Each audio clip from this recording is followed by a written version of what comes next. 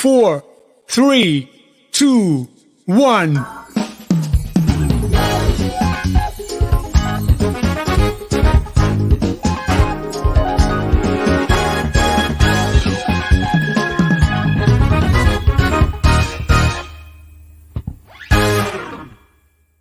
Hello, everybody. Welcome to the Pinche Gringo show. We have an amazing show for you tonight. We have the guy who made the Mexico is the shit jacket famous, Carlos Lang, is with us. You must stay tuned for this. We also have 3 soccer fans with us tonight, each representing one of the 3 soccer teams that call Mexico City home. And they will make their case to why I should be a fan of that team. And yes, a little politics too. Now, I'm sorry if I'm boring you with politics, because one viewer wrote to me last week and said, pero a veces el tema es muy denso y se pierde interés. Cuando son muy políticos, eso en México no gusta. I understand. And I get it, but sometimes the intricacies are boring, but it's important to be informed right now because it's life or death here in the world with this election that's coming up. So it's going to be fun.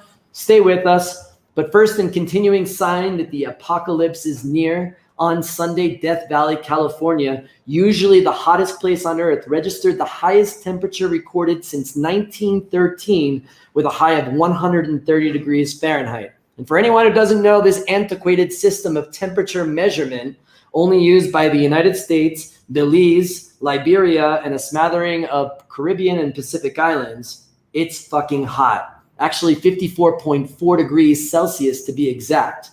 Supposedly, the hottest temperature recorded of all time was 134 degrees that was taken in 1913, but scientists have questions its validity. I mean, imagine how that verification went. Someone wrote a letter, to whom it may concern, we have recorded a record temperature of 130 degrees. Like 2 weeks later, the guy comes on a horse and he's like, do you have any proof of this record?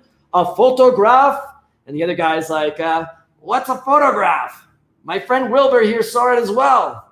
So we don't know if that's true, but maybe it is. But here in Mexico City, COVID is still paralyzing the country, affecting the economy, people's sanity, especially in the restaurant and tourism industry. But there is good news. More people have been wearing their masks in public, and it seems like people are taking things a lot more seriously. Lavadora, colchones, pruebas de COVID, y plasma si quieres vender. As a result, the country is starting to see a slow decrease in the amount of confirmed cases for 3 consecutive weeks. Amigo, smell this sope. Can you smell it? See? Okay, you don't have COVID. In addition, the number of beds and ventilators available is increasing, which has been a concern since the start of the virus. Critics say that it's just a slowing of testing and that with the number dead, the virus is still terrorizing communities. It's also possible that the government is just increasing the amount of beds. So this statistic may not dictate how bad COVID has become. With the amount of distrust for the public institutions and the people sharing the information, it makes sense that we have these types of streetlights on the roads in the country. Is it red, yellow, green? Really confused about this. But classes started this week as Mexico moved to school on television, and the UNAM, Mexico's national university, with more than 300,000 enrolled students, found a very unique way for prospective students to take the notoriously very difficult entrance exam. They used the National University's stadium as a test center, requiring test takers to take the exam on the cement stands. Said what participant, a bird pooped on my paper, what do I do now? One student in the upper level of the stadium, in keeping with school tradition at the UNAM, after realizing he was going to fail the exam, gave a golden shower by peeing on the students below. Woo, said the guy who came with the paper hat. For any foreigners watching this show and don't understand what I just said, it's okay. This is one thing that's better not to know. But all the talk these last few days in the US has been about the Democratic National Convention. But first, for those of you who do not know, U.S. national political conventions are gatherings every 4 years of the political parties to nominate the candidates for president and vice president, boost their campaigns, and gain enthusiasm for the general election. Like in Mexico, the convention is really just a coronation because there hasn't been a contest since 1952. They are normally large gatherings in basketball arenas with a lot of fanfare and people who collect pins and wear funny hats. But because of COVID, the conventions have to be completely changed this year to online formats. This week, the Democrats take their turn, and next week, the Death Star, led by President Darth Vader, will make the case to the American people. Wait, I'm sorry, wait. Darth Vader, no, I meant the Republicans, led by President Donald Trump. And it's been a well-received format, Biden's nomination. Instead of being done on the arena floor, traveled to 57 states and territories, including Democrats abroad, which represents Democrats living in Mexico, in places like Florida, where I'm not sure if it was the big guy or a big chair, really confusing, or a Robert Redford lookalike from Kansas. Or how about a lady with a cool tiger mask from Nebraska? Cool mask, huh? Or a dude with a kick-ass guayabera from Puerto Rico. And the biggest buzz, Rhode Island promoting its calamari. Didn't even know Rhode Island had calamari. But it's been entertaining, especially if you really dislike Donald Trump. See, politics can be fun. So don't fall asleep. I'm going to explain to you very quickly of what happened at the convention this week. It's interesting. Starting on Monday night, former First Lady Michelle Obama spoke, and she said this. Over the past 4 years, a lot of people have asked me, when others are going so low, does going high still really work? My answer, going high is the only thing that works. Okay, now listen, I get stuck sometimes with verbs and small words in Espanol, so I can understand that she did not say get high, she said go high. I'm just clarifying that, okay? But then on Tuesday, Bill Clinton came on, you know, that president that kicked ass in the 90s, and then people were like, wait, this guy banged a lot of chicks while he was president, and like, yikes, it's 2020, that can't happen. And then the organizers were like, give him 5 minutes, he's the president. And then he said this. At a time like this, the Oval Office should be a command center. Instead, it's a storm center. There's only chaos. Just one thing never changes: his determination to deny responsibility and shift the blame. The buck never stops there. Okay, again, for our English as a second language learners, he didn't say the fuck doesn't stop there. That's what we thought he said. He said the buck doesn't stop there. I'm just making sure I'm clarifying for you, okay? Then last night, the Democratic triple nunchuck karate chop came out with Hillary Clinton, Barack Obama, and vice presidential candidate Kamala Harris all taking their turn to address the country. Hillary said this. And don't forget, Joe and Kamala can win by 3 million votes and still lose. Take it from me. Bang, boom, Hillary, you got him. But then Barack Obama came on, and he was like your angry parent who just stares at you right in your eye until you get scared and run out of the room. He said this. I did hope, for the sake of our country, that Donald Trump might show some interest in taking the job seriously. That he might come to feel the weight of the office and discover some reverence for the democracy that had been placed in his care. But he never did. For close to 4 years now, he has shown no interest in putting in the work. No interest in finding common ground, no interest in using the awesome power of his office to help anyone but himself and his friends. No interest in treating the presidency as anything but one more reality show that he can use to get the attention he craves. No mames. He opened up a can of whoop ass. Mr. Calm Obama took it out on Trump, and Trump, sitting in his crib, went right onto Twitter and in all caps, like your grandma who just learned how to use the computer, doesn't know how to do it, and was like, wah! Why did he refuse to endorse Flo Joe until it was over? Wah! Then Kamala Harris took her turn, and she said, and I quote this time, this. There is no vaccine for racism. We've got to do the work. That's right. There was no vaccine for racism, but then moments later, Russia announced that they actually discovered a vaccine for racism, and they called it Sputnik 6. And right now, as we are live on this show, at this moment, Vice President Joe Biden is about to make his acceptance speech for the Democratic nomination to challenge Donald Trump for the presidency. It's getting vicious, and I will tell you, stay tuned here at the Pinche Gringo show, because even if you don't like politics, This election is going to be a telenovela, like Soñadoras. And the consequences of this election on climate change, world peace, world alliances, job, the economy, like your life depending on it, no one should take our attention off of it. And that's why at the Pinche Gringo Show, we are going to continue to bring you this news in a smaller digest so we can all be updated on what's happening in the next 75 days. Donald Trump's 2016 campaign was not nice to Mexico, saying things like, and I'm going to do a Donald Trump impression, excuse me, I'm not the best at it, but they are not our friend, believe me. And saying about Mexican immigrants, they're bringing drugs, they're bringing crime, they're rapists. And some, I assume, are good people. And of course, we know that Trump is trying to build a border wall and getting Mexicans to pay for it.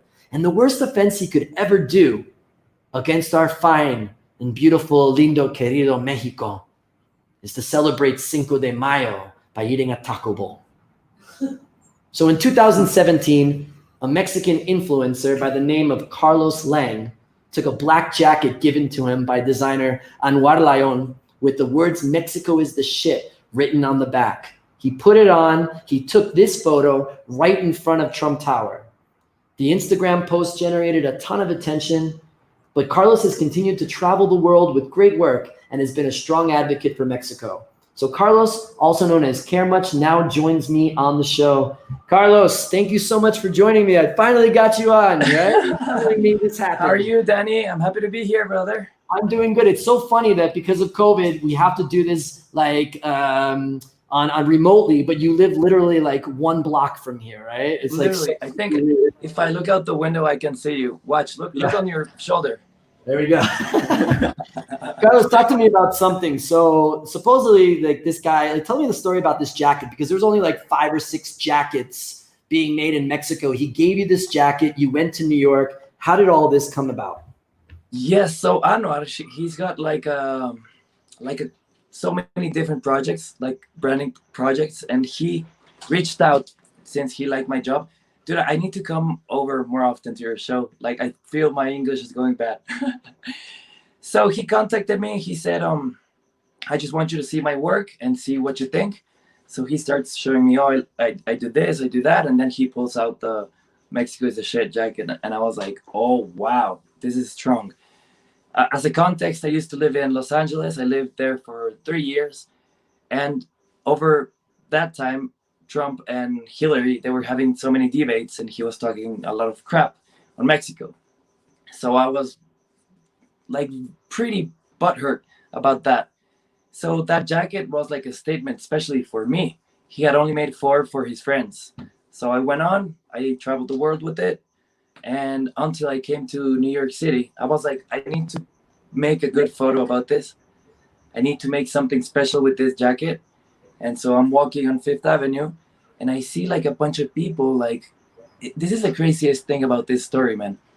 Once you see it, you have to zoom in on it. And it's actually Donald Trump getting off a car, and he's getting into his office. So there's a lot of police, a lot of people like screaming, positive, negative. And so I just stood up in front of him and just remind the world that Mexico is a shit, you know? Right. Was he bringing a taco bowl with him? Did he have a taco bowl in his hand when you were there?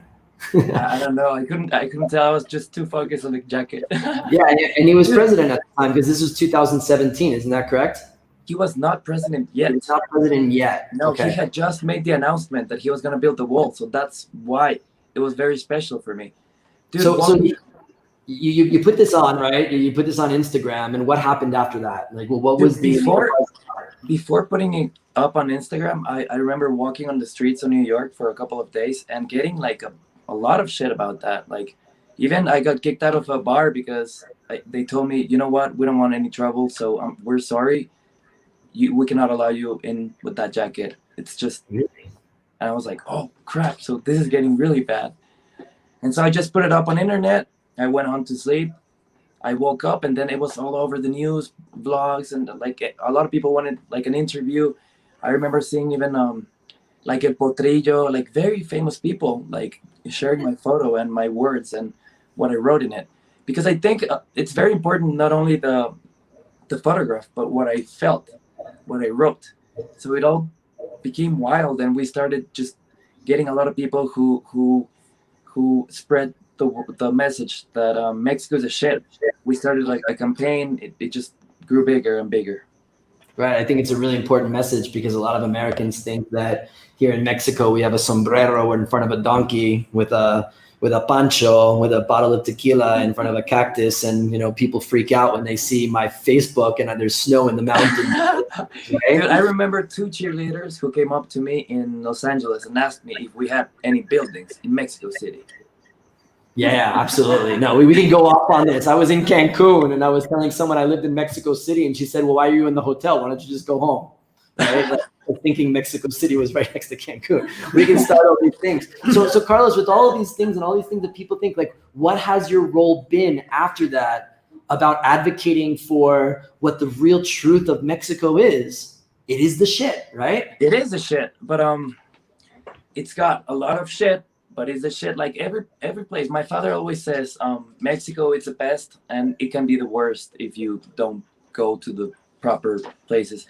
But the thing is, like, I've tried to collaborate a lot with artists, underground artists or rising artists, and just share in the world, or maybe even like go to Portugal and just in a bar, just I'm Mexican and I'm positive.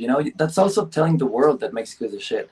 And when people ask me, where are you from? And I'm like, from Mexico. And they're like, oh, I thought you were like bad. And I don't know, like part of the cartel, so even doing good stuff in the world, it helps.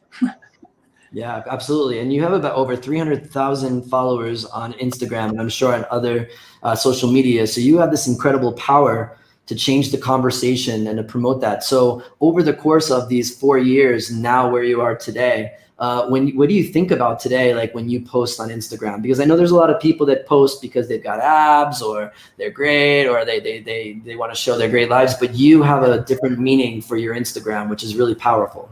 True. I think it's all about sharing stories, man. Like it's not fun to see someone like holding the product and just smiling, or seeing just handsome people or beautiful girls dancing. I think it's always about sharing positive stories. So if I get, like, I was in Oaxaca last weekend, and so many things, I mean, you've been to Oaxaca. Of course. So many magical things happened, and I'm always carrying my camera, taking photos of people, and then I just try to put together a story and just share it in the world, and just try to remind the world that Mexico is amazing. Mexico is a shit. Awesome, man. We need more people like you to share, especially with Americans, about what really Mexico represents and taking away all the stereotypes that the newspapers and other media. And I think it's so powerful now that, people say bad things about social media, but the authenticity of what you do can be shared and people can learn the truth instead of what's going to make, these big newspapers a lot of money. So Carlos, thank you so much. Continue doing what you're doing. Carlos Care Much. You can go on to Instagram, follow him. It's really beautiful. He's got 2 great dogs as well that we love seeing in our neighborhood. So thanks so much for joining the show, Carlos. Thank you for having me over, brother. Have a good one. See you soon. All right. Moving on, Mexico City, a metropolitan area that has almost a quarter of the country's population, also has been the home of a number of football teams. At one point, there were 5 teams, with Necaxa and Atlante calling the city home. But there are 3 teams playing in the Liga MX right now: the Pumas from the National University, Cruz Azul, who are founded by cement workers in the state of Hidalgo before moving to Mexico City in 1971, and Club America, the most successful and the most popular of the 3, winning a record 13 league titles. Let's go over Javier Negrete with a report from Chilangoland of who Mexico City residents feel is the best team. Looking for soccer fans to ask them, which is the best team here in Mexico City? So let's find out, come with me. Pues porque es el equipo más importante, más grande de México, el más ganador. Evidentemente, ahí están los títulos, no hay por qué entrar en polémica. Entonces, pues es lo más importante. Porque es el más polémico. Y nunca te vas a aburrir, porque siempre van a haber noticias del equipo o de cosas relacionadas al equipo. Guys, I can find any Cruz Azul fan like anywhere. Not here, not here, not here, definitely not here. I just can't.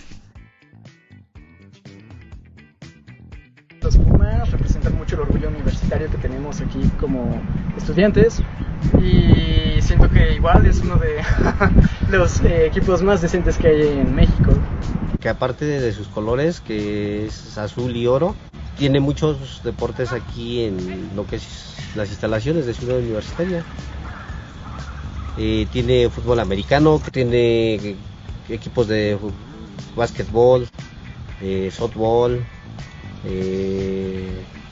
voleibol, voleibol de playa, gimnasios de box. Porque está chido seguir a la chaviza. Well, that's what the people said. What do you think? Which is the best option? I don't really know. We have cricket and hockey. No, thanks, Javi. Really appreciate it. So let's get ready to rumble. Are you guys ready for this? I've invited one super fan from each team to make an argument for why I should support whatever team I should support. So I have three people. I have the Pumas fan, Fernando Gesto, right here. How you doing, Hey, Fernando? Dan. How are you, dude? I'm good. I have Cruz Azul fan, Kenneth Smith here in the house. Hey, and how you doing, man? I have Club America supporter Jose Manuel Mercado joining us on the show. So this is exciting. I have a lawyer, an economist, and a businessman. So this should be interesting. All right, gentlemen, here are the rules. You will have 1 minute to make your opening argument and 1 minute for your rebuttal, okay? So first we're going to go with Fernando. Fernando, I have to say I'm a little biased here because when I first came to Mexico, I thought the Pumas would make sense. I was an academic, I got my master's, so I figured Pumas was a team of intellectuals. I also spoke to the UNAM once, and I was presented with this jersey signed by all the members of the 2011 championship team. However, when I went to a game, it was nothing intellectual. I think it was the first and only time I got a golden shower. Like, it's yellow raining on me. And too hot on Sundays at the stadium. If you're as white as me, you turn into a red lobster during the game. So is this really the correct team to root for? You have 1 minute, Fernando. Of course, dude. It's the best team you can support. Especially, well, you know that we represent the most noble and important institution of Mexico, the UNAM. And it's not about only academics and intellectuals. It's all about the supporters that are loyal to the team. And come on, when you go to the stadium, you always probably do some crazy stuff. And that's the passion of football. And Pumas make you feel so passionate about your team. Then also we have the best academy in Mexico. The minor leagues of Pumas, La Cantera, as we call it, is the best of all. We have players such as Manuel Negrete, Enrique Borja, and two of the best players of all times in Mexico. Hugo Sanchez, come on, man. Pentapichichi, you've heard about Hugo Sanchez, and he's well known in Madrid, in Real Madrid and Atletico Madrid. And Jorge Campos, come on, Jorge Campos. He changed the game. He changed completely the game with his shiny jerseys and everything. All right, you got time. Thank you. One of the best. All right, let's go over to Kenneth. Kenneth, I know your team has had a lot of international success, and geographically, it made sense for me to root for them because the stadium was closest to Condesa, where you know all the gringos live, right? It's our home. But in the time I've been here, it seems like your team has choked a bit, right? Didn't at one point the owner fire the whole team? How many times did it lose to America in the final? And didn't the team sell their stadium to build a mall? And now we're shacked up with that guy's team in Estadio Azteca. Come on, how can I root for this team? All right, Dan. So I'm here to tell you why you have to be a Cruz Azul fan. Cruz Azul is the ultimate working class team. And I know you grew up being a New York Mets fan, so you know exactly what I mean. Cruz Azul was born in the small town of Jaso Hidalgo. It was for many decades the team of the construction workers, the cement workers at the Cruz Azul Cooperative. Didn't make it to professional sports until 1960. And by 1964, we were in the first division and proceeded to win the league championship 8 times. So we are the 4th winningest team. We've done it since 1964. You will hear people say, oh, Cruz Azul loses a lot of finals. But guess what? We get to more finals than anybody else. Imagine a team in the NFL getting to 16 Super Bowls. We've won 8. We've lost 8. We've had our ups and downs. But our team's fans are the most loyal fans there are. We are consistently the most safe stadium to go watch games, so no golden showers in our places. and we play offensive soccer. We play fun soccer, and I tell you, we're here to recruit you. All right. Thanks, Kenneth. All right, this is fun. Jose Manuel, you're the last because your team has won the most Liga MX championships, right? You definitely have the most fans in the city. You have the biggest stadium, and it's your stadium that Cruz Azul is in. So naturally, if you want to be the best, you should root for America, right? But however, there should be a passionate resistance to your team in pop culture. There seems to be. So take a look at one of my favorite movies of all time. 6, puto el que le vaya a América. Right? It's a sexta regla de Chavo Lastra, Chinga America, right? So now those who watch the show often and they know that I'm a Mets fan because it is the second team in New York. I hate the Yankees, and America has many similarities to the Yankees. They're owned by Televisa, the biggest media conglomerate in the country. So don't you feel really dirty if you root for them? Well, actually, no. And thank you for saving the best for the last. I'm really grateful. But as you know, as you heard in the video, America has the most fandom in Mexico. We have the biggest number of championships. We have 13. I mean, there's not even Cruz Azul Pumas can together get close to us. And we have more finals than any of these two other teams. I mean, what else can we get? We have an uninvited guest in our stadium. I mean, they would love to play like us, but probably they will never will. And if you want to talk about players, I mean, we have Cuauhtémoc Blanco, probably our next president, maybe. We have Celada, we have Sage, we have Ochoa. I mean, we have all the best championship players, stadiums. There's nothing more we can ask for. All right, time. That's great. Cuauhtémoc Blanco, right? Doing a great job as Carlos Ken.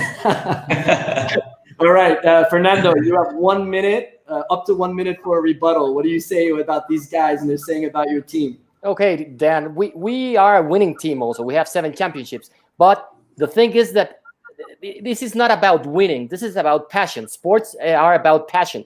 And the passion that it's all around surrounding Pumas, it's amazing. And then you have gained the right to be a Puma fan because I know that you are a Puma fan. You, as a Columbia alumni, you know the feeling of rooting for your university colors. As a Mets fan, you know that not everything is winning and not everything is money. So come on, you know how it is to be a loyal supporter like Puma's supporter. And also because of your social commitment. We as representatives of the university, we have a social commitment. You help our paisanos, so you know how it feels to talk about Mexico and to help Mexicans. And the university, our university colleagues, we have a very special commitment with our country and our university, and the team represents that. So come on, Dan, keep rooting for us. Time. All right. Good job, Fernando. Kenneth, you got 1 minute left to make me feel that, because I will tell you, I've been thinking Cruz Azul the last couple of years because I just didn't want to get rained on, right? So tell me, why should I be Cruz Azul? Look, Cruz Azul is the team of the people, and you can go to our stadium and experience passion without getting your face kicked in, like in the case of CU or when the America plays. Also, Fernando was talking about all these great players that stopped playing 20 years ago. You know, La Cantera, the farm team today, with the best players coming out today, is definitely Cruz Azul. So we have a lot to offer for the future, including this year's championship. Problem with America is that you have guys whose slogan, they themselves call themselves the team that should be hated more. Hate me more is what they say. So if you want to be part of that, well, that's your loss. And if you want Cuauhtémoc Blanco as president, you know, let's all get tickets to go live somewhere else. All right, Jose Manuel, you have the last word of this debate with America. Tell us. Right. If we want to talk about Cantera, I mean, we have the best player in Europe, the Mexican player in Europe, Raúl Jiménez. There is no one better than him. Also, I mean, this is a sport. You want your team to win. So if you don't want your team to win, what else are you looking for? I mean, there's nothing like community and stuff. You only want to see your team winning. So when you have nothing to win, probably you can talk about what you do for the society. But no, we're here to win. That is great, guys. This has been my favorite segment in the 4 months that we've had this show. You guys, awesome. I'm going to think about it. I will let you all know. But Fernando Gesto, Kenneth Smith, Jose Manuel Mercado, thanks, guys, so much for joining us. Really appreciate it. All right. Thank you, man. Thank you, guys. Finally, we have live sports back, and this week has been the tournament that every year captivates the entire country, and people are desperately looking for a safe place to watch the tournament that is not their sofa. For more on this, we go to baby maker extraordinario, Lila Garcia Mora, pregnant with twins. Lila, I know, is like, you're ready to go. Commercial director and Pinche Gringo show correspondent. Lila, first of all, what's your Mexico City team? All of them, Dan. All of them. Yeah. You don't even have a team in the what's it called league, right? In the, it was really interesting. yeah. So Bayern Munich or Paris Saint-Germain? All of them. All of them. All right. Thank you, Lila. So tell us. So people are bored out of their damn minds of sitting on couches. They want to do something else. Can they feel safe of going to Pinche Gringo and watching the game this weekend? Yes, and we're so happy that these games are back, and we can, now that we have our restaurants open, now we can receive our customers to watch these games. So we have different options. So whatever you want to do, we have it. If you want to go outside, you can go to our patio or our warehouse location, and we have, of course, we are taking care of the spaces. We're taking care of sanitization. That's important for you to know. And since we have limited spaces, we suggest that you go early, so you make sure that you have a space to watch the game. Okay. Gab. If you want to stay at home, if you can't go outside like a pregnant woman, you have options too. You can go to pgbbq.mx and order online. We have an amazing family package that has all of our meats and all of our sides. So with just one order, you can have a taste of all the menu of Pinche Gringo. Right. And we have another option. It'll be amazing being pregnant in the quarantine because you have to quarantine anyway. And now everybody else around you does too, right? You don't feel bad about it. Comfortable, yes. Like it was like the perfect timing to do this, especially with twins. Now, Lila, I'm a vegan right now, but I'm eating this delicious jalapeno and cheddar sausage because of when Texas Monthly reviewed us, they were saying that all the meats were good, but the best one they liked was the jalapeno and cheddar. So tell me about this delicious, incredible salchicha. First of all, if it has jalapeno, it has vegetables, so it's a salad. So you're fine. So this is an artisanal sausage. We have two kinds, but this is our favorite, the jalapeno cheddar sausage. So this is artisanal. It's made with our meat, handmade. Like we know what's in that sausage, and it's so good. So you can put it in a sandwich. You can eat it like you're doing, like just a botana. Or you can, for example, what I do is I save it on my fridge, and we can scramble some eggs and put that sausage, and it's the best thing ever. Scrambled eggs with jalapeno and cheddar sausage. Yes. You know, my dad always told me that it's very dangerous to talk sausages with a pregnant woman. It's not nice to talk about any food with a pregnant woman. Lila Garcia Mora, commercial director, Pinche Gringo barbecue correspondent. Lila, it's always a pleasure having you at the end of the show. I love having you on this. Week. All right. That is the show for this week. We will be off next week. Finally, we got a break, taking a much-needed rest, and too scared because the Republican National Convention featuring Donald Trump will be there next. But we will be back on September 3rd with you, and I hope you're sitting down. We will have special guests. Two-time UFC world champion Cain Velasquez will be on the show. This is a show you will not want to miss. So have a great week. Hector, put... Pinche Gringo, Mexico is laughing thanks to you. We like to watch you dance salsa and listen to your bad Spanish too. We like to watch you almost die from spicy food.